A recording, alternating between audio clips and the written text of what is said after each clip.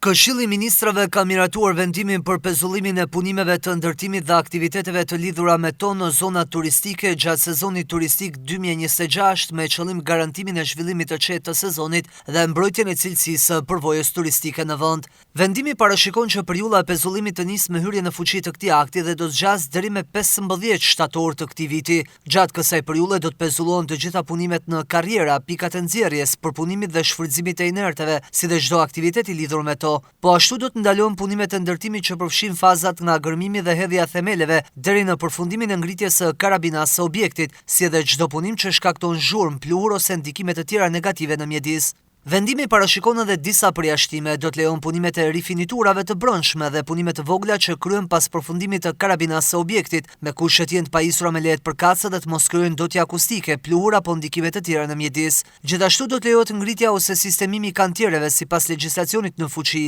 Këto punime mund të zhvillohen vetëm në fashën orareve nga 8 e mëngjesit në orën 17. Sipas vendimit, periudha e pezullimit do të konsiderohet si afat shtesë mbi vlefshmërinë e lejeve të ndërtimit, zhvillimit apo ushtrimit të aktivitetit. Për lejet e miratuara përpara hyrjes në fuqi të këtij vendimi, bashkitë, Këshilli Kombëtar i Territorit dhe Ujit, si dhe autoritetet e tjera do të mund të miratojnë shtyrjen e afatit të përfundimit të punimeve pas kërkesës së subjekteve zhvilluese dhe duke marrë në konsiderat kozgjatjen e pezullimit. Masat do të zbatohen në brezin bregdetar, qendrat historike, zonat e mbrojtura me funksion turistik dhe qendrat urbane turistike, gjithashtu me urdhër të përbashkët të Ministrit përgjegjës për turizmin dhe Ministrit të Shtetit për pushtetin vendor, mund të përfshin edhe teritoret e tjera ku gjatë sezonit regjistrohet fluks i lartë turistësh ose zhvillohen aktivitete turistike. Pezullimi do të vlejë edhe për aktivitetet që zhvillohen jashtë këtyre zonave nëse ndikojnë në zhvillimin normal të aktivitetit turistik, duke shkaktuar zhurmë, pluhur, ndotje apo efekte të tjera. Për zbatimin e vendimit dhe për të garantuar mbarvajtjen e tij janë të ngarkuara Ministria e Turizmit, Kulturës dhe Sportit, njësitë e veçqeverisjes vendore,